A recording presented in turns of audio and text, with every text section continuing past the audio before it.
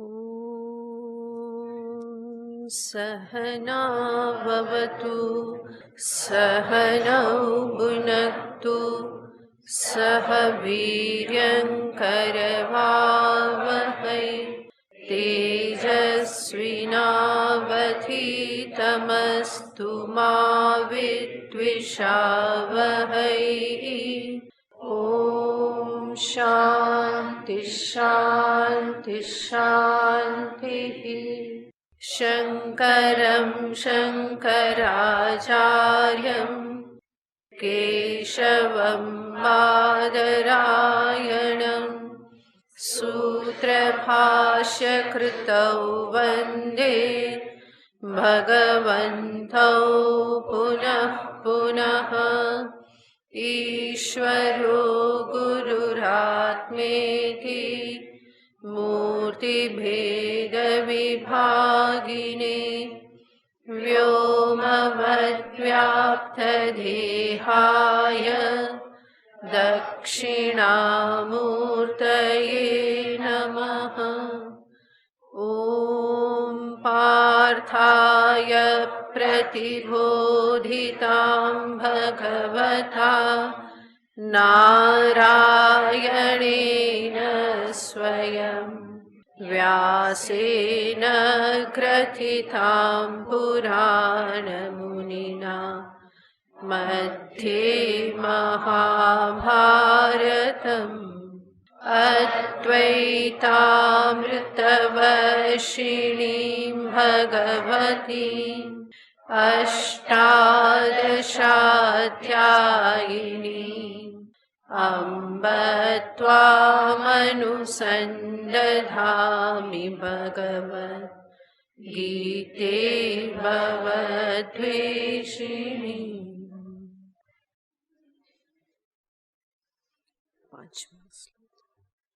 श्री भगवानुवाच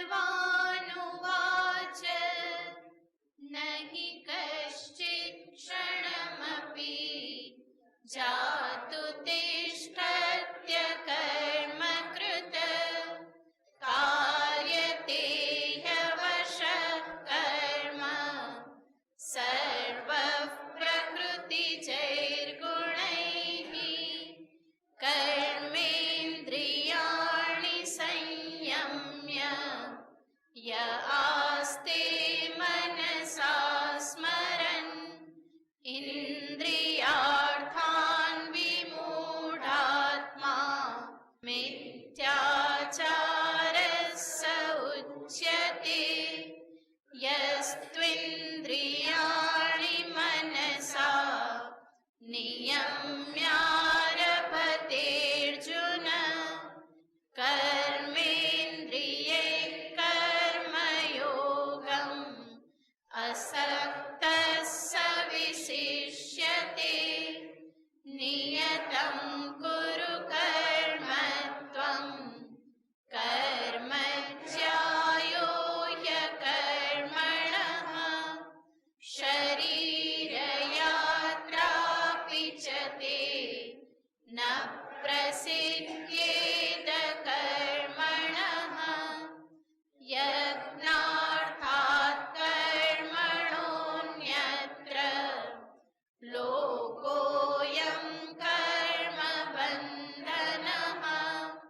तदर्थं कर्म कौन्तेय मुक्तसङ्गः समाचर।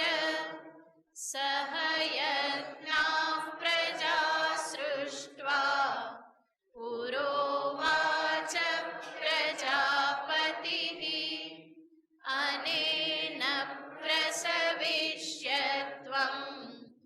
एष वोस्त्विष्टकामधुक् देवान् भावयतानेन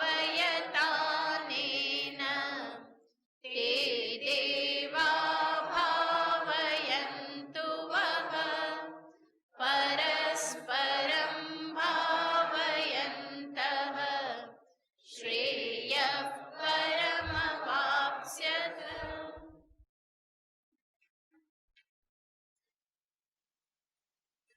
भगवान श्री कृष्णचंद्र અર્જુનને નિમિત્ત બનાવી સમસ્ત જીવોને માટે જીવવાનો માર્ગ બતાવી રહ્યા છે. એક મનુષ્ય તરીકે મારે આ સૃષ્ટિમાં મારું જીવન કેવી રીતે જીવવું જોઈએ, કેવી રીતે વ્યતીત કરવું જોઈએ, એને ભગવાન કર્મયોગના માધ્યમથી દર્શાવી રહ્યા છે.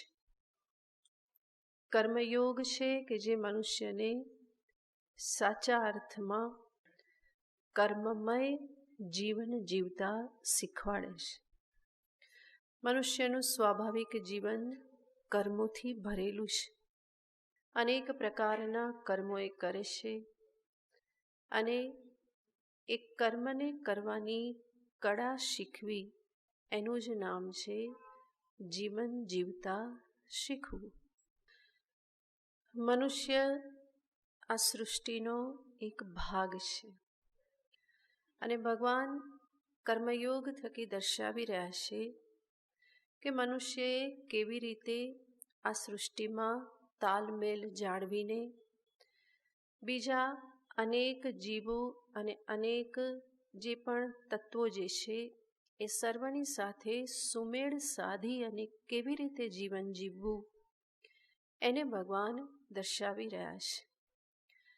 અને એ જે કળા કે જેને ભગવાન કૃષ્ણએ નામ આપ્યું છે કર્મયોગ, એ કર્મયોગના સંદર્ભમાં ભગવાન વાત કરી રહ્યા છે. જીવનમાં કર્મયોગનું આચરણ કરવું એનો અર્થ શું? તો કર્મયોગને આપણે 4 દ્રષ્ટિકોણથી જોઈ રહ્યા છીએ.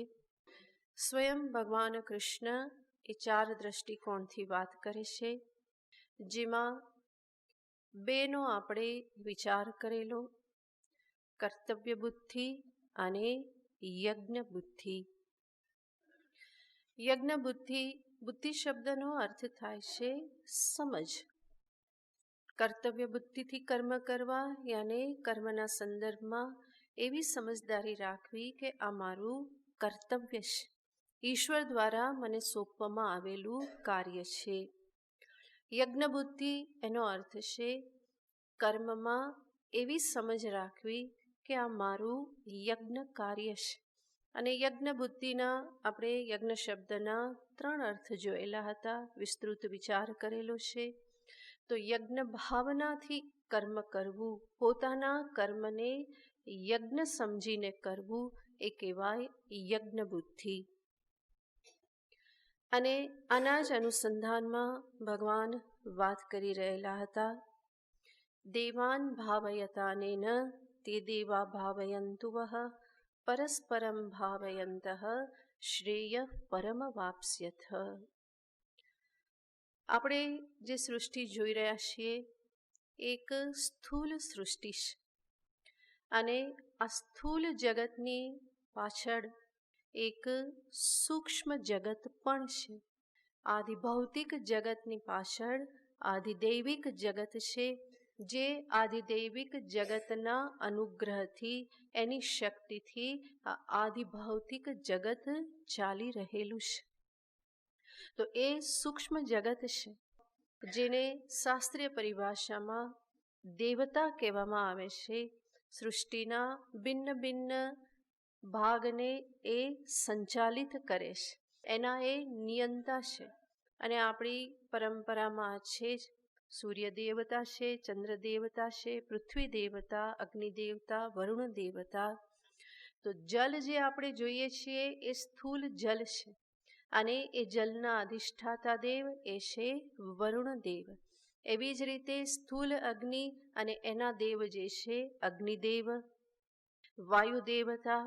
તો આ બધા જે તત્વ જે છે કે જે દેવતા શક્તિરૂપ છે કે જેના થકી આ સ્થૂલનું સંચાલન થાય છે. તો આધિભૌતિક જગત અને આધિદૈવિક જગત, આ બંને જગત પરસ્પર સંકળાયેલા છે. અને મનુષ્ય પોતાના જીવનમાં યજ્ઞ કર્મ કરી અને આદિદૈવિક જગત કે જે દેવતામય છે એને પ્રસન્ન કરે અને એ દેવતા મનુષ્યને ઈચ્છિત ભોગ પ્રદાન કરે. તો આ રીતે ભગવાને અહીંયા કહ્યું પરસ્પરમ ભાવયંતઃ, પરસ્પર એકબીજાને પ્રસન્ન કરી, એકબીજાની વૃદ્ધિ કરી અને શ્રેય પરમ વાપ્સ્યથ, પરમ શ્રેયને તમે પ્રાપ્ત કરો. આવી રીતે ભગવાને યજ્ઞનું નિરૂપણ કર્યું. યજ્ઞ કર્મનો અર્થ છે જે અનેકને સામે રાખીને કરવામાં આવતું હોય. તો મારું કર્મ હું એવી રીતે કરું કે જેનો લાભ સૃષ્ટિમાં અનેક જીવોને પ્રાપ્ત થાય. આ યજ્ઞ બુદ્ધિનું ભગવાને નિરૂપણ કર્યું. અને હવે પછી ભગવાન કહેશે કે જે આ પ્રમાણે યજ્ઞ ભાવના રાખતો નથી, ઉદાર ભાવના રાખતો નથી, જે સ્વાર્થી લોભી બની રહેશે, એનું જીવન કેવું છે એને ભગવાન આગળના શ્લોકમાં કહેશે. ઇષ્ટાન ભોગાન હિ વો દેવા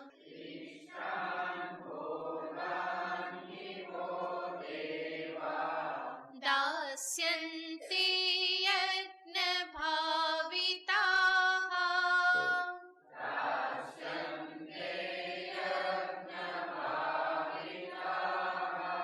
તૈર્દત્તાન પ્રદાયૈભ્યો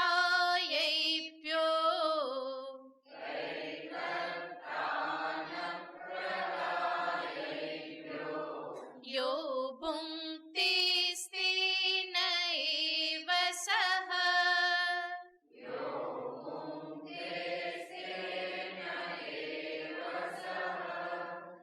ઇષ્ટાન ભોગાન હિ વો દેવા દાસ્યન્તે યજ્ઞ ભાવિતાઃ તૈર્દત્તાન પ્રદાયૈભ્યો યો ભુङ्क्ते સ્તેન એવ સઃ.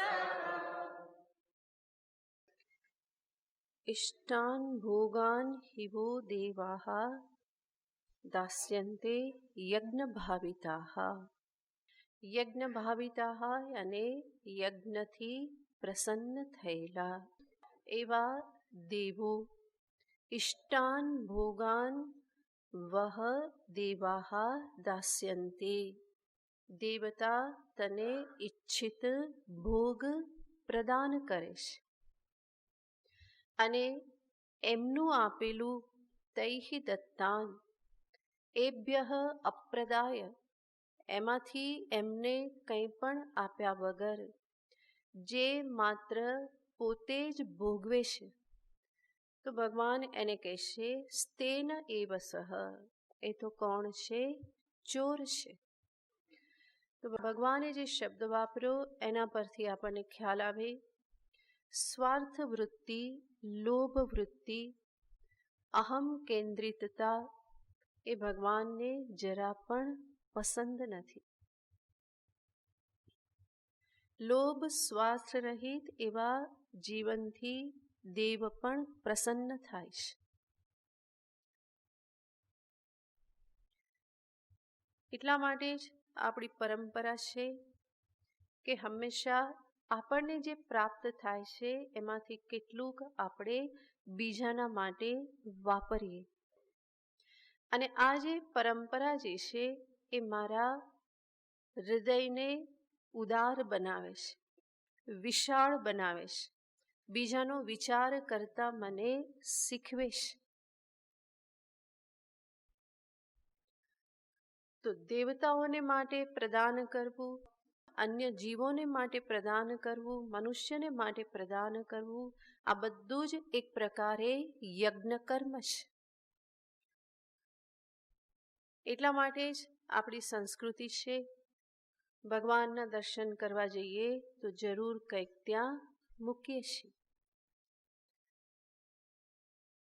કહેવામાં આવે છે દેવ, દ્વિજ, ગુરુ રાજા, આ બધાની સમક્ષ રિક્ત હસ્ત ખાલી હાથે ન જાઓ. તો ભગવાનના મંદિરમાં જઈએ તો કંઈ નહીં તો 1 રૂપિયો પણ મૂકવામાં આવે. આમાં આપણે કંઈ ભગવાનને બહુ બધું આપી નથી દેતા. 1 રૂપિયો દાન પેટીમાં મૂકીને વિચાર કરો કે ભગવાને જ બધું આપેલું છે. જેટલા મને મળ્યા એ કોના અનુગ્રહથી મળેલા છે? એમની જ કૃપાથી, અનુગ્રહથી મળ્યા છે. કોઈ કહે કે ના ના, ભગવાનની કૃપા વચ્ચે શું આવે, આ તો મારી મહેનતની કમાણી છે, મેં મહેનત કરી એટલા માટે મળ્યા, એમાં ભગવાનને વચ્ચે શા માટે લાવું, કૃપાને શા માટે લાવું? ત્યાં એ જ સમજવાનું છે કે મારામાં મહેનત કરવાની શક્તિ પણ ક્યાંથી આવી? આ શરીરમાં, હાથ પગમાં શક્તિ ક્યાંથી આવે છે? અમે કોઈ અન્નમાંથી જ આવે છે, બરાબર? અન્ન કેવી રીતે ઉગે છે? ભૂમિમાં દાણા નાખો, જલ આપો અને એમાંથી અનેક થઈ જાય છે. આ કોની વ્યવસ્થા છે? ઈશ્વર દ્વારા કરવામાં આવેલી વ્યવસ્થા છે. તો એવી રીતે કોઈ કહી ના શકે કે આ માત્ર મારી મહેનતની કમાઈ છે. બલકી મારી મહેનત તો બહુ જ 1% પણ ના કહેવાય. જોવા જઈએ તો બધું જ શું છે? કૃપાનું ફળ છે. તો એવા પ્રભુના મંદિરમાં જઈ 1 રૂપિયો નાખવાથી આપણે કંઈ બહુ મોટો ઉપકાર નથી કરી દેતા કે ભગવાનને જગત ચલાવવા માટે લો કે જરૂર છે આટલું તમને, એવી રીતે આપણે આપી ના શકીએ. પરંતુ ભગવાનને જે આપણે આપીએ છીએ એનાથી આપણે દર્શાવીએ છીએ કે પ્રભુ આપની કૃપાથી પ્રાપ્ત થયેલું છે અને એટલા માટે મારી પાસે જે છે એમાંથી હું કંઈક આપને અર્પણ કરું છું. તો ઈશ્વરને આપણે અર્પણ કરીએ, મનુષ્ય મનુષ્યને માટે અર્પણ કરે, કોઈ ગરીબને આપે, જેને જરૂરિયાત છે એને પ્રદાન કરે, તો એ પણ યજ્ઞ કર્મ જ છે. એ પણ કોઈક દેવતાને જ આપવામાં આવેલું છે. જીવજંતુઓ માટે, પશુ પંખીઓ માટે હું કંઈ આપું તો એ પણ દેવતાને આપેલું છે. તો બધા જ દેવ સ્વરૂપ છે. તો આ રીતે ભગવાન કહેશે કે જે તને મળે છે એમાંથી જો તું કંઈ પણ એને ફરી આપ્યા વગર, સૃષ્ટિને માટે કે દેવતાને માટે કંઈ પણ આપ્યા વગર માત્ર તું જ જો એને ભોગવ્યા કરે તો ભગવાન કહેશે કે તું કોણ બની રહીશ? ચોર બની જઈશ. ચોર હંમેશા શું કરે? લઈને જાય, પછી એ પાછું આપે એમાંથી? અથવા તો એ ચોરી કરવા આવે તો તમારા ઘરમાં કંઈ મૂકતો જાય? હા, કદાચ બીડીનું ઠૂઠું મૂકતો જાય, બીજું કંઈ એ મૂકી જતો નથી. તો એને એવી ભાવના નથી હોતી કે હું અહીંથી આટલું બધું લઈ જાઉં તો મારા તરફથી કંઈક તો મૂકતો જાઉં, એવું નથી હોતું. બલકી ચોર જે કરે છે એ કેવું છે? વનવેશ, કેવળ લેવાનું કામ કરે છે. અને એવી જ રીતે સૃષ્ટિમાં કોઈ પણ મનુષ્ય જો એવી રીતે જીવે કે જે કેવળ લેવાનું કામ કરે, પોતાના સ્વાર્થની પૂર્તિ માટે જ જે જીવન જીવે, તો ભગવાન એને કહેશે કે એ તો કોણ છે? ચોર. તૈહિ અદત્તાન, જેના તરફથી પ્રાપ્ત થયેલું છે એને ફરી આપ્યા વગર કેવલ પોતે જ જો એને ભોગવે, યો ભૂંગતે સ્તેન એવ સહ. તો ભગવાન કહેશે કે આવી રીતનું જીવન જે છે એ યોગ્ય જીવન નથી. અને માટે આવી રીતે જીવવાથી મનુષ્યનું ક્યારેય પણ કલ્યાણ થતું નથી. તો આ રીતે ભગવાને અહીંયા સુધી યજ્ઞ બુદ્ધિનું નિરૂપણ કર્યું. અને એટલું જ નહીં, હજુ આગળ ભગવાન કર્મયોગનો ત્રીજો દ્રષ્ટિકોણ જે છે એને આગળના શ્લોકમાં કહેશે. યજ્ઞશિષ્ટાશિનઃ સંતો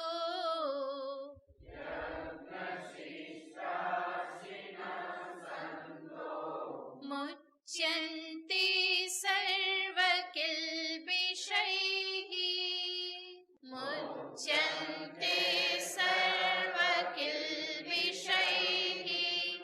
ભુञ्जते તે ત્વગં પાપા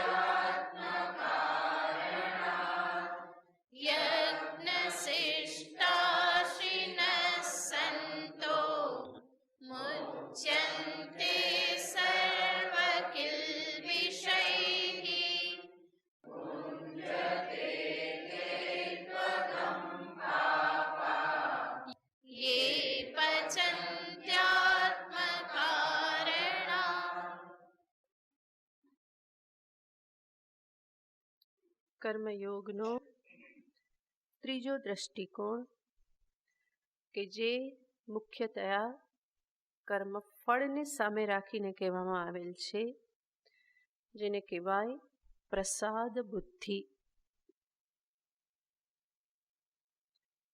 કર્તવ્ય બુદ્ધિ, યજ્ઞ બુદ્ધિ અને ત્રીજું છે પ્રસાદ બુદ્ધિ.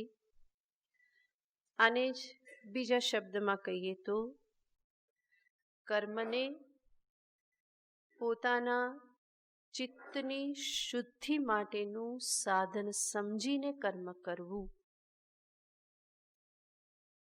એ છે કર્મયોગ. કર્મયોગમાં બે સમજદારી જે કહેવામાં આવે છે, કર્મના સંદર્ભની સમજદારી અને બીજી છે કર્મફળના સંદર્ભમાં સમજદારી. કર્મ અને કર્મફળ આ બે પાસા છે અને એ બંનેના વિષયમાં યોગ્ય સમજ ધારણ કરવી એને કહેવામાં આવે છે કર્મયોગ. કર્મના સંદર્ભમાં આપણે અત્યાર સુધી વિચાર કર્યો કર્તવ્ય બુદ્ધિથી, યજ્ઞ બુદ્ધિથી. કર્મફળ જે પ્રાપ્ત થાય છે એને કેવી રીતે હું ગ્રહણ કરું કે પ્રસાદ બુદ્ધિથી. ભગવાનને અર્પણ કરી અને ત્યાંથી જે પાછું આવે એને આપણે શું કહીએ છીએ? પ્રસાદ કહીએ છીએ. એમનેમ પ્રસાદ બનતો નથી. ભોજન બનાવ્યું અને એમનેમ રાખ્યું તો એ પ્રસાદ બનતું નથી, પરંતુ એમાંથી ભગવાનની સામે રાખ્યું, એમને ધરાવ્યું, પ્રભુને પ્રાર્થના કરી કે પ્રભુ પ્રેમથી ગ્રહણ કરો.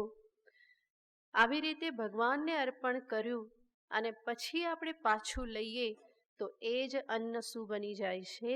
પ્રસાદ બની જાય છે. અહીંયા ભગવાન એવી પ્રસાદ બુદ્ધિની વાત કરે છે. મનુષ્ય જીવનમાં જે પણ કર્મ કરે છે એ કર્મનું ફળ એને અચૂક પ્રાપ્ત થાય છે. બલકે એને જીવનમાં જે કંઈ પણ પ્રાપ્ત થઈ રહ્યું છે એ એના જ કર્મના ફળ સ્વરૂપે જ પ્રાપ્ત થઈ રહ્યું છે. પૂર્વ કરેલા કર્મનું ફળ મને પ્રાપ્ત થાય છે.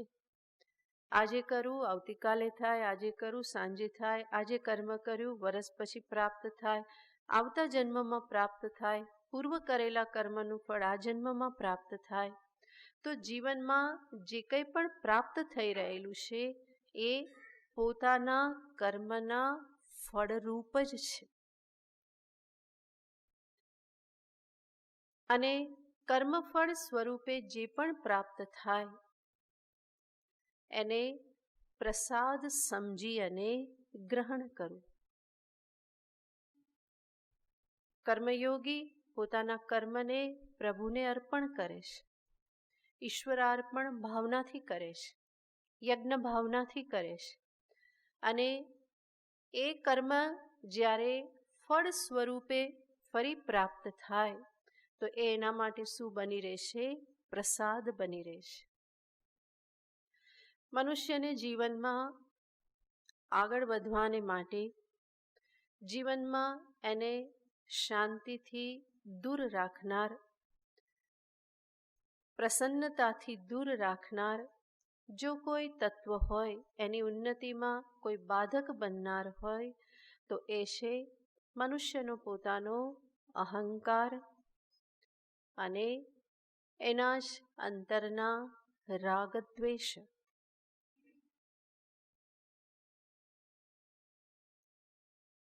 કર્મ કરતી વખતે અહંકાર અને ફળ ગ્રહણ કરતી વખતે રાગ અને દ્વેષ. કર્મ જે કરે ઈશ્વરને સામે રાખીને ઈશ્વરાર્પણ ભાવથી કરે તો એના અહંકાર ક્ષીણ થાય છે. અને જ્યારે જીવનમાં કર્મફળ પ્રાપ્ત થાય, એને જ્યારે પ્રસાદ બુદ્ધિથી ગ્રહણ કરે તો એના અંતરના રાગ દ્વેષ ક્ષીણ થાય છે.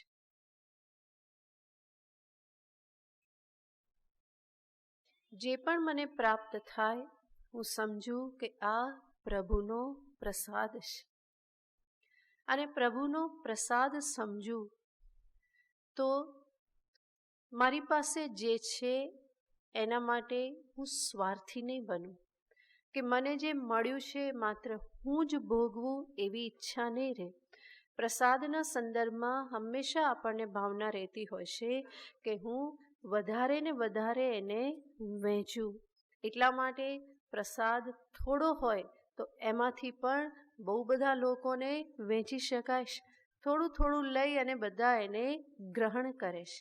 તો મારી પાસે જે છે એ ભગવાનનો પ્રસાદ છે, તો હું એકલો ક્યારેય પણ ભોગવી ના શકું. એ હું પ્રસાદને કેવી રીતે ભોગવું, તો કે બીજાને સાથે સાથે આપી અને હું એને ભોગવું.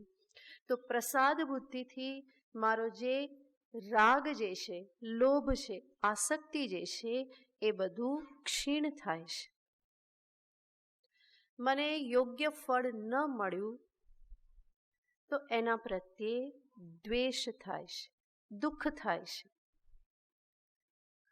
પણ હું વિચાર કરું, જે પણ પ્રાપ્ત થયેલું છે મારા જ કર્મનું ફળ છે, અને કર્મફળના સિદ્ધાંતો ઈશ્વર દ્વારા રચિત છે. સર્વને માટે એ સમાન રૂપે કાર્ય કરે છે, અફર છે. અને એટલા માટે ઈશ્વરના વિધાનમાં મારે કોઈ દોષ કાઢવાનો ન હોય, એમાં કોઈ મારે ફરિયાદ કરવાની ન હોય. જે પ્રાપ્ત થયું એને હું પ્રસાદ સમજી અને સ્વીકારી લઉં. મનગમતું પ્રાપ્ત થયું તો બધાને વહેંચીને ભોગવું, અને દુઃખ થયું, યોગ્ય ન મળ્યું તો ત્યારે પણ હું ઈશ્વરને દોષ ના આપું, બલ્કિ જે પણ થયું એ મારા હિતમાં છે, મારા જ કર્મનું ફળ છે. અને એટલા માટે હું ઈશ્વર માટે પણ કોઈ ફરિયાદ ન કરું, કે બીજી કોઈ વ્યક્તિને પણ નિમિત્ત સમજી અને એના માટે પણ હું ફરિયાદ ન કરું, કે આણે આમ કર્યું એટલા માટે આમ થયું, આણે આવું જોયું માટે આમ થયું. એવી રીતની ફરિયાદોથી મન મુક્ત રહે. અને કર્મયોગનું મુખ્ય ફળ છે મારા મનને ફરિયાદથી મુક્ત કરવું. નહીં તો અનેક પ્રકારની ફરિયાદો આપણા મનમાં થતી રહેતી હોય છે. સવારે ઉઠતાથી રાત્રે સૂતા સુધીમાં કેટલી બધી ફરિયાદો મનમાં ને મનમાં મનુષ્ય કરતો હોય. એમાંની કેટલીક પ્રગટ કરી દે અને કેટલીક એ પ્રગટ કરતો નથી. તો અનેક પ્રકારની ફરિયાદો, મારી બીજા મનુષ્ય માટેની ફરિયાદ, અને મનુષ્ય કોઈ ના સાંભળે તો કોના માટે? ભગવાન માટેની ફરિયાદ. તું આવો છે, તું આમ છે, તે મારા માટે આમ કેમ કર્યું, હું જ હાથમાં આવ્યો. આવું તો ભગવાનને બધા કે, એટલે ભગવાનને થાય કે તો હાથમાં લઉં કોને? હે ને? બધા જ એવું કે હું જ હાથમાં આવ્યો, મારી સાથે જ આવું કર્યું. એવું એટલા માટે કે બધાના ખાતામાં કર્મ છે જ, પાપ પુણ્ય બધું છે, અને એ ક્યારેક ને ક્યારેક જીવનમાં આવવાનું જ છે. તો એમાં બીજા કોઈને દોષ આપવાથી કોઈ ફાયદો નથી. દરેક મનુષ્યના જીવનમાં સુખ પણ આવે છે અને દુઃખ પણ આવે છે. એક સમાન દિવસો કોઈના પણ વ્યતીત થતા નથી. તો એ સુખ દુઃખની પરંપરા એ મારા જ પાપ પુણ્યનું ફળ છે. અને એટલા માટે કોઈને પણ ફરિયાદ કરવાને માટે મારી પાસે કોઈ કારણ રહેતું નથી. તો મનુષ્ય માટેની ફરિયાદ હોય, નહીં તો ઈશ્વર માટેની ફરિયાદ હોય, અને કંઈ ના હોય તો કે આ જગત આવું કેમ છે, તો જગત માટેની ફરિયાદ હોય, અને આ પણ કંઈ ના ચાલે તો હું આવો કેમ છું. જેવો છે એવો છે, હવે એમાંથી સુધાર કરી શકે તો કર, અને નહીં તો જે છે એનો સ્વીકાર કર. તો ક્યાંક ને ક્યાંક આપણને હંમેશા કોઈને કોઈ ફરિયાદ થતી રહેતી હોય છે. જ્યારે જીવનમાં જે થઈ રહ્યું છે એને હું પ્રભુના પ્રસાદ તરીકે સ્વીકાર કરું તો જીવનમાં કોઈ ફરિયાદ ન થાય. કર્મયોગનું એ મહાન ફળ છે. કે મારા કમ્પ્લેન લેવલને 0 સુધી લઈ જાય છે. ફરિયાદી મનથી મને મુક્તિ અપાવે છે. અને જીવનમાં જેટલી ફરિયાદો ઓછી થાય એટલું જ મન શુદ્ધ થયું સમજવું, અને એટલી જ જીવનમાં શાંતિ પણ પ્રાપ્ત થશે. જેવી રીતે મંદિરમાંથી પ્રાપ્ત થતા પ્રસાદ માટે કોઈ ફરિયાદ હોતી નથી. જે પ્રાપ્ત થયું એને હું આંખે અડાડી માથે ચડાવી અને ગ્રહણ કરી લઉં છું. અહોભાવથી ગ્રહણ કરી લઉં છું. જે પણ મળ્યું, ફળ મળ્યું, ભસ્મ મળી, તુલસીપત્ર મળ્યું, એમાંનું કંઈ ના મળ્યું, જલ મળ્યું, તો બધાનો હું કેવી રીતે સ્વીકાર કરું છું? અહોભાવ સાથે સ્વીકાર કરું છું. એવી જ રીતે જીવનમાં જે પણ મને ફળ પ્રાપ્ત થાય એને હું પ્રસાદ રૂપે જોઉં તો એ બધું જ અહોભાવ રૂપે જ હું ગ્રહણ કરું. દુઃખ આવ્યું તો પણ અહોભાવ, પ્રભુ તારી કૃપા, આ દિવસોમાં મારા પાપ બધા કપાઈ જશે. અત્યારે કપાઈ જાય એ સારું, ભવિષ્યમાં એની ચિંતા નહીં. તો આવી રીતનો અભિગમ જ્યારે રાખવામાં આવે તો જીવનમાં કોઈ ફરિયાદ નહીં થાય. તો યજ્ઞ બુદ્ધિથી કર્મ અને પ્રસાદ બુદ્ધિથી હંમેશા હું ફળને સ્વીકાર કરું. એને ભગવાન અહીંયા કહેશે યજ્ઞશિષ્ટ. યજ્ઞશિષ્ટ યાને યજ્ઞ કર્મથી પછી જે વધેલું. યજ્ઞ કર્મ યાને અનેકને સામે રાખીને કરવામાં આવેલું કર્મ, અને ફળ પણ જે અનેકને સામે રાખી જે વહેંચવામાં આવેલું છે. યજ્ઞ જે પણ મેં કર્યો એના પછી જે પણ વધ્યું છે એને ગ્રહણ કરનારા. યજ્ઞશિષ્ટ શું હોય છે? પ્રસાદ હોય છે. તો એવી રીતે ગ્રહણ કરનારા યજ્ઞશિષ્ટાશિનઃ. અશિનઃ યાને એને ખાનારા, ગ્રહણ કરનારા. સર્વ કિલ્બિષૈ મુચ્યન્તે. ભગવાન કહેશે કે એ સર્વ પાપથી મુક્ત થાય છે. પાપ બીજા કોઈ નથી, પોતાના જ રાગ દ્વેષ પાપ કરાવે છે. એ જ દોષ છે. અને એ જ બધા આ યજ્ઞ બુદ્ધિ, યજ્ઞ પ્રસાદ રૂપી બુદ્ધિથી એ ક્ષીણ થાય છે. ભગવાન કહેશે સર્વ કિલ્બિષૈ મુચ્યન્તે. અને પ્રસાદમાં જે આપણે જોયું એ પ્રમાણે હંમેશા વહેંચવાની વૃત્તિ રહેશે, આપવાની વૃત્તિ રહેશે. અને ભગવાન એ જ શીખવવા માગે છે કે તું એટલો સ્વાર્થી ના બન કે તું કેવલ તારે જે જોઈએ છે એની જ પ્રાપ્તિમાં તું મગ્ન રહે, અને જે તને મળ્યું એ કેવળ તું પોતે જ ભોગવે, અને તારા સ્વાર્થની પૂર્તિ માટે જ તું કર્મ કરે. આવી રીતનું જીવન એ યોગ્ય નથી. બલકી કર્મ કરે ત્યારે પણ અનેકને સામે રાખ. આ મારા હિતમાં છે, સમષ્ટિના હિતમાં છે કે નહીં? જે પણ કર્મ કરું છું એનાથી મારું કલ્યાણ થશે, મારા પરિવારનું કલ્યાણ થશે, મારા સમાજનું, રાષ્ટ્રનું, દેશનું કલ્યાણ થશે. આ વિચાર કરી અને કર્મ કર. કર્મ કરે, લોભ આવી ગયો, સ્વાર્થ આવી ગયો, તરત જ અનધિકારનું, અનીતિનું ધન લેવાની વૃત્તિ થશે. એવું અનીતિનું ધન તું લે એની પહેલાં શું વિચાર કર? આ તારા હિતમાં છે? તારા પરિવારના હિતમાં છે? આવું ધન તને પચશે ખરું? જે તું અનધિકારનું, બીજાના હકનું તું આંચકી લેશે એ જીવનમાં કેવી રીતે પચશે? આ બધા પ્રશ્નો પોતાના મનને જ પૂછવા રહ્યા. કદાચ ધન થોડું મળી જાય અને થોડી સુવિધા પણ પ્રાપ્ત થઈ જાય, પરંતુ એના ફળ સ્વરૂપે જે આગળ જતાં જે પ્રાપ્ત થવાનું છે એનો વિચાર મારે કરવો જોઈએ. અનીતિનું ધન ગ્રહણ કરવું એ પાપ છે.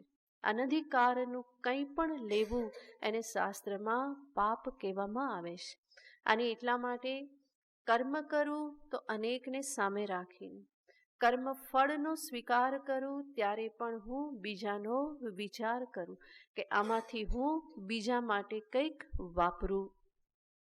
એવી રીતે જીવન જીવવામાં આવે તો એ અંતરની શુદ્ધિ કરનારું બને છે. અહંકાર, રાગ, દ્વેષ, આસક્તિ, મોહ આ બધામાંથી એ મનુષ્યના મનને મુક્ત કરનારું બને છે. અને એને જ ભગવાન અહીંયા કહેશે મુચ્યંતે સર્વ કિલ્બિષૈઃ, સર્વ પાપથી, પાપનું જે કારણ છે રાગ, દ્વેષ, મોહ, લોભ આ બધાથી પણ એ મુક્ત થાય છે. અને એટલા માટે આગળ પાપ કરતો અટકે છે. પણ જે આવી રીતે વિચાર કરતો નથી, ભગવાન કહેશે યે પચંતી આત્મકારણાત તે તુ પાપાહ અઘમ ભુંજતે. ભગવાન કહેશે કે જે કેવલ પોતાના માટે જ પચંતી અને રાંધે છે, આ એક ઉપલક્ષણ છે. પોતાના માટે અન્ન પકાવવું એ સર્વ કર્મને માટે ઉપલક્ષણ છે. તો જે કેવલ પોતાને જ ધ્યાનમાં રાખી અને કર્મ કરે છે, ભગવાન એમના માટે શબ્દ વાપરે છે પાપાહા, યાને પાપીઓ. ભગવાન બહુ કઠોર થયેલા છે. આગળ પણ કહી દીધું એ તો ચોર છે, અને હવે કહેશે કે એ બધા પાપીઓ છે. પાપાહા, પાપીઓ એ લોકો જ્યારે સ્વાર્થી બની અને ભોગવે છે તો ત્યારે કોને ભોગવે છે? સાથે સાથે ભગવાન કહેશે અઘમ ભુંજતે, એ પાપને જ ખાય છે. પાપીઓ પોતાના પાપને ખાય છે. અને કોણ પાપી છે? યે પચંતી આત્મકારણાત, જે કેવલ પોતાને જ સામે રાખી અને કર્મ કરે છે, જીવન જીવે છે, તો એને ભગવાન પાપી કહી દેશે. એનો અર્થ ભગવાન સર્વને કયો ઉપદેશ આપવા માગે છે? તું સ્વાર્થી ના બન. કર્મયોગનો આશ્રય લઈ અને તારા દિલને વિશાળ બનાવ. એટલું સંકુચિત ના રાખ કે એમાં માત્ર તું જ સમાઈ શકે, પરંતુ તારા દિલને એવું વિશાળ બનાવ કે જેમાં અનેકનો સમાવેશ થાય. અને આવું કરી અને તું કંઈ વાસ્તવમાં તને કંઈ ખોટ જવાની નથી. આ ખોટનો ધંધો નથી, બલકી કેવો છે? લાભ જ લાભ છે. આમાં જ મનુષ્યનું કલ્યાણ છે. સુખ શાંતિ એને એમાં જ પ્રાપ્ત થવાના છે. તો ભગવાન આ કળા જ અહીંયા મનુષ્યને બતાવે છે. કેવળ પોતાના માટે પકાવવું નહીં. આમ પણ આપણી પરંપરા છે કે ભોજન કરે કે પકાવે તો એમાં કંઈક ને કંઈક બીજાનો વિચાર તો હોય જ છે. આ આપણી પરંપરા છે. ગાયને માટે રોટલી બનાવો, કૂતરાને માટે રોટલી આપો. કોઈ અતિથિ આવી ગયા તો એના માટે પણ એમાં ભાગ હોય છે. ગણી ગણીને રોટલી બનાવવી નહીં, બરાબર ને? આ 2 ખાશે, આ 3 ખાશે ને આ 2 ખાશે. કેટલી રોટલી બનાવવાની? 7 રોટલી. અને જો કોઈ આવી ગયું તો રોટલી તો છે નહીં કે. આવી રીતે કેવું ના પડે. માટે 2-3 રોટલી વધારે બનાવવી, કંઈ વાંધો નહીં. સાંજે ખાઈ જવી, સાંજની સવારે ખાઈ જવી, એનો વાંધો નહીં. પરંતુ ડબ્બામાં રાખવી. એને શું કે? ગરવું. ગરવું કે ને? હા, એ ક્યારેય ખાલી ના હોય, એમાં રહેવું જોઈએ. તો કેવલ આવી રીતે ગણી ગણી અને કરનાર, પોતાના માટે કે પોતે ને પોતાના બે એના માટે કરનાર, એ આપણી સંસ્કૃતિ નથી. હંમેશા બીજાને સામે રાખવામાં આવે છે. નહીં તો મહેમાન આવે તો એને પણ પૂછી લેવામાં આવે કેટલી ખાશો કે એ પ્રમાણે બનાવીએ કે પછી બગડે નહીં ને એમ. તો આ તો બહુ ભયંકર કહેવાય. આને બહુ જડતા કહેવાય. પછી એ લોકો કહે કે અમે બહુ પ્રેક્ટિકલ છીએ ભાઈ. એવી પ્રેક્ટિકલિટી બહુ સારી નહીં. થોડું ઉદાર દિલ રાખવું. 2-4 વધારે બની જાય તો એમાં કંઈ આપણને નુકસાન ના થઈ જાય. મેં કહું ને એમ, સાંજે ખાઈ લો, સવારે ખાઈ લો, નહીં તો અનેક જીવો છે ખાનારા, એ કંઈ ખરાબ જવાનું નથી. આ જરૂર અન્નનો બગાડ નહીં થવો જોઈએ, પણ એવી કંજુસાઈ પણ નહીં થવી જોઈએ કે એક વ્યક્તિ પણ પછી એમાં સમાઈ ના શકે. તો આ આપણી પરંપરા છે. ભગવાન કહેશે કે જે માત્ર પોતાના માટે પકાવી અને ખાઈ જાય એ શું ખાય છે? એ રોટલી દાળ ભાત નથી ખાતો. શું ખાય છે? પાપને ખાય છે. અને પાપને ખાય તો પછી દશા શું થાય?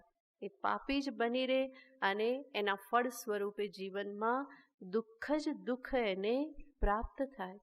અને આ જ વસ્તુને સમજાવવા માટે આપણા શાસ્ત્રમાં અનેક પ્રકારે કથા દર્શાવવામાં આવે છે. ભાગવતમાં પણ કથા આવે છે.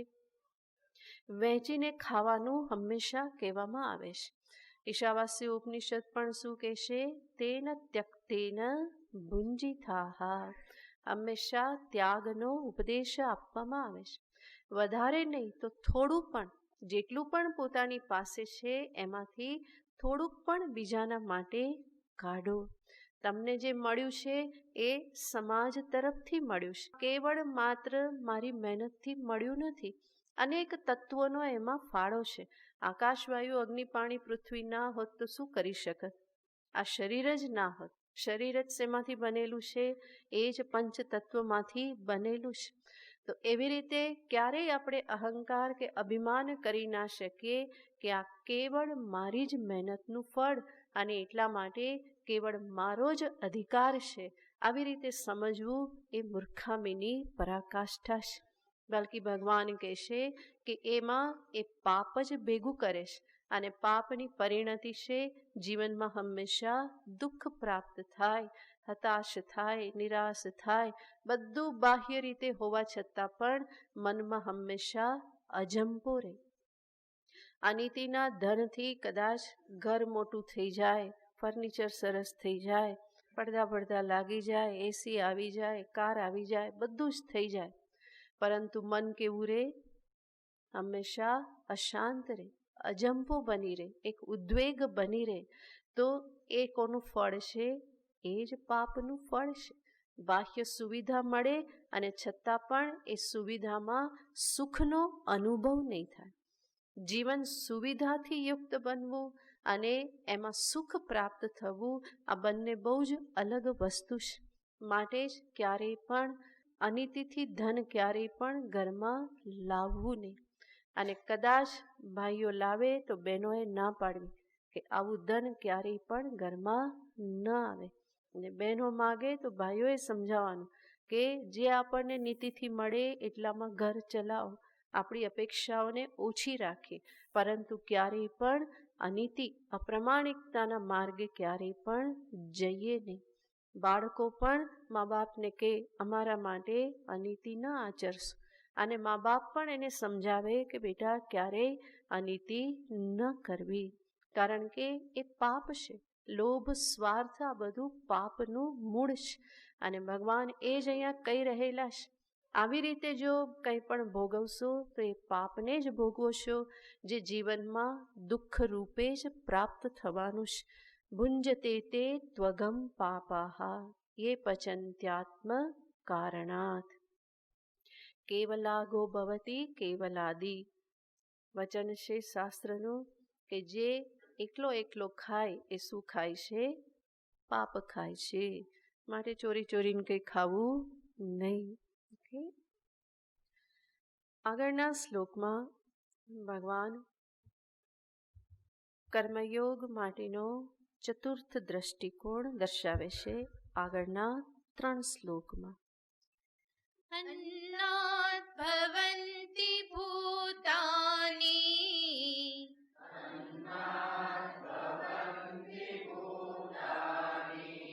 पर्जन्यादन्न सम्भवः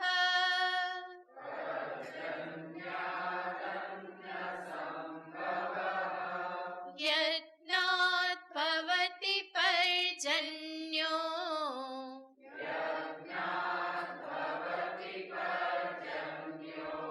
यज्ञः कर्म समुद्भवः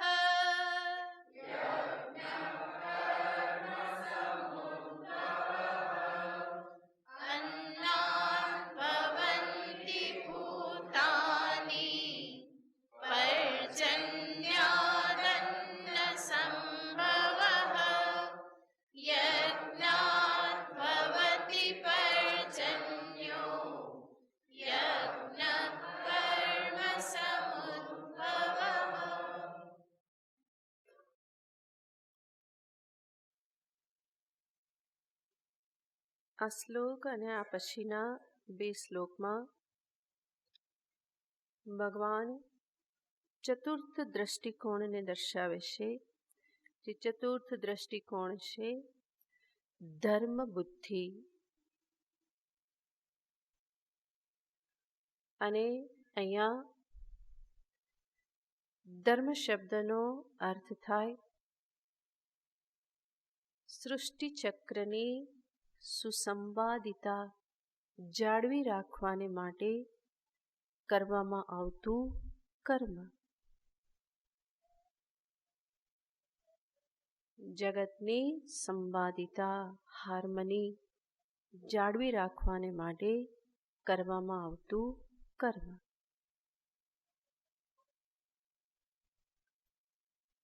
આગળના જે 3 દ્રષ્ટિકોણ આપણે જોયા, કર્તવ્ય બુદ્ધિ, યજ્ઞ બુદ્ધિ અને ચિત્ત શુદ્ધિ માટેનું સાધન કર્મ.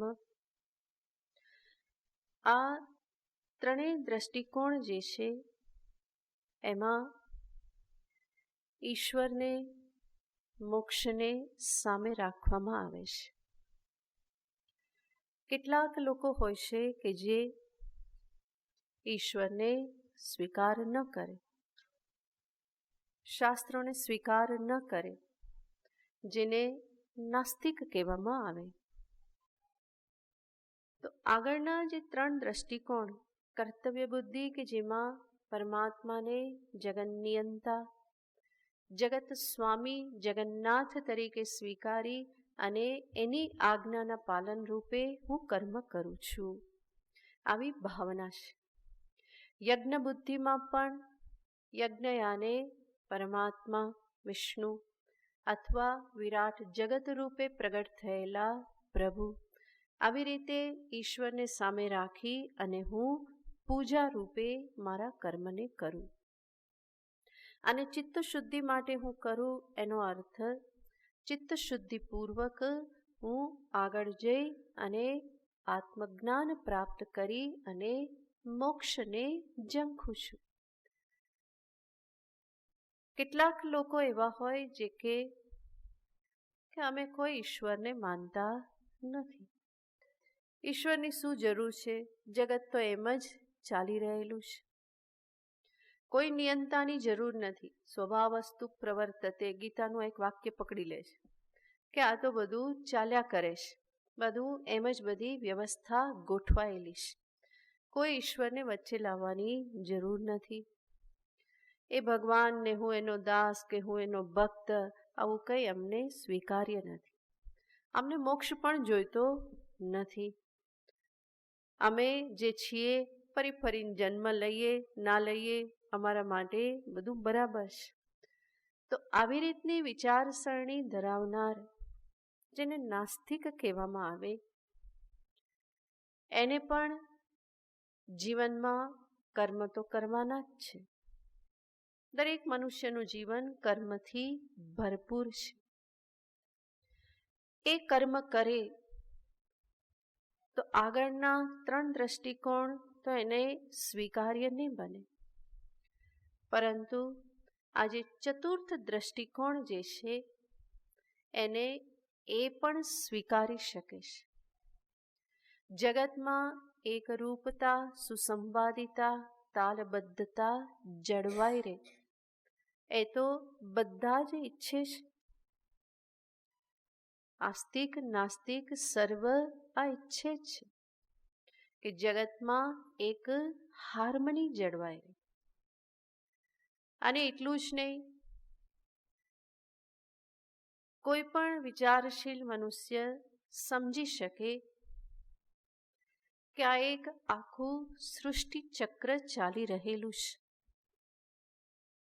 ભલે એ ચક્રને ચલાવનાર ઈશ્વરને નિયંતા રૂપે ન સ્વીકારે, પરંતુ જે જોઈ રહેલો છે, અનુભવી રહેલો છે, એમાં એ જાણે છે કે આ એક સૃષ્ટિ ચક્ર ચાલી રહેલું છે.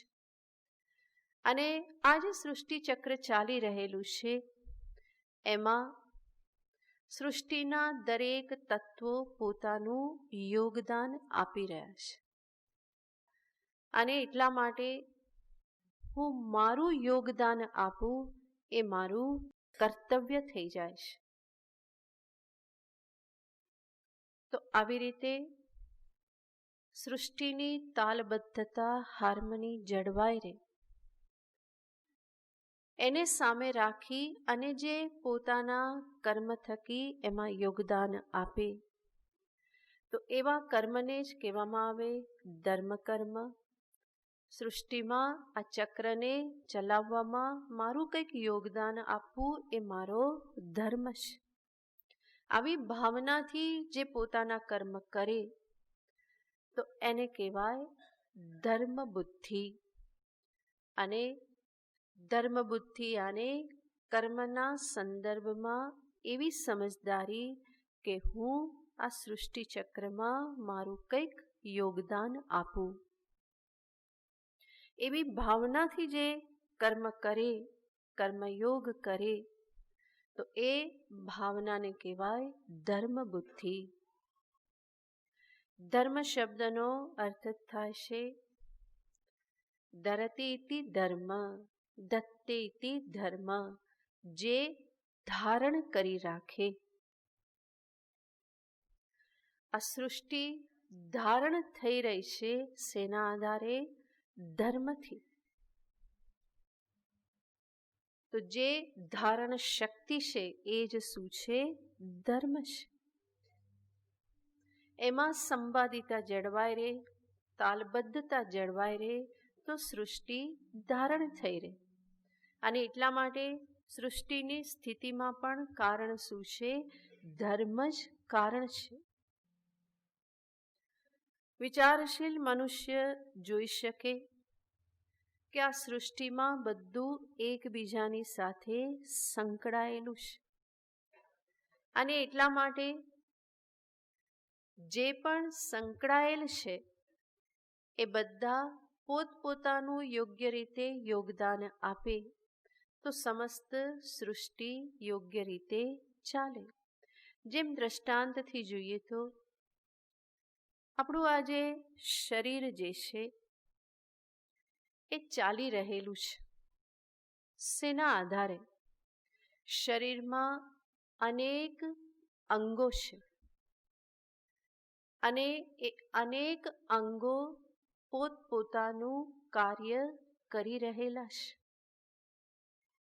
અને આ બધા જ અંગો પરસ્પર સંકળાયેલા છે.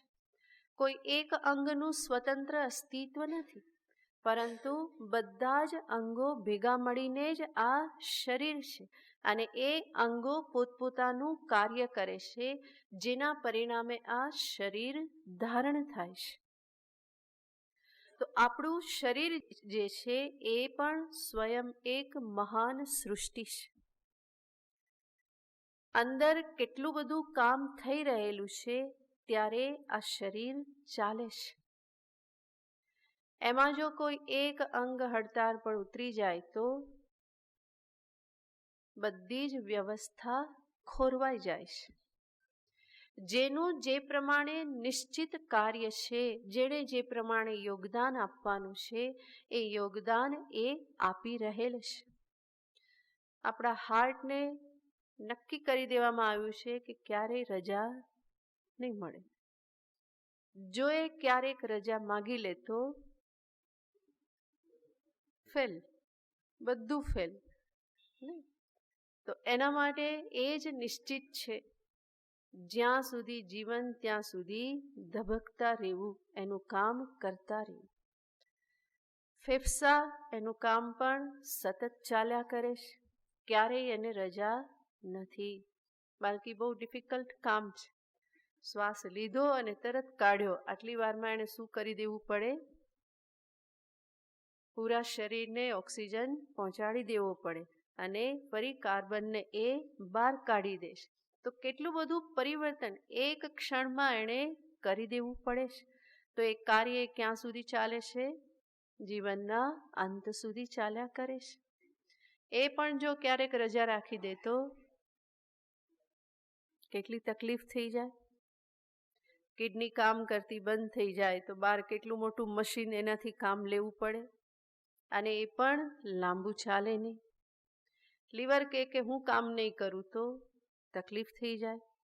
તો બધા જ અંગો પોતપોતાનું કાર્ય કરે છે અને એ બધા અંગોની વચ્ચે ક્યાંય કમ્પેરિઝન નથી.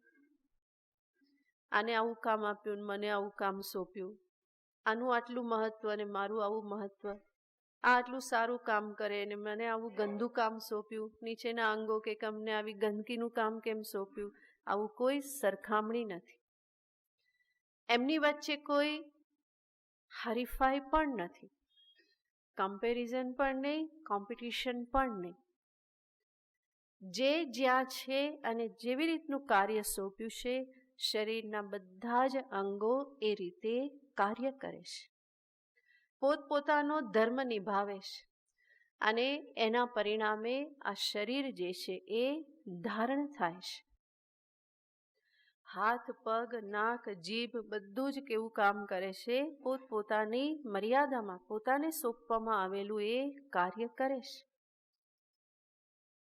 અને જરાક ગરબડ થઈ જાય તો આપણને ખબર પડી જાય છે કે કેવી દશા થાય છે.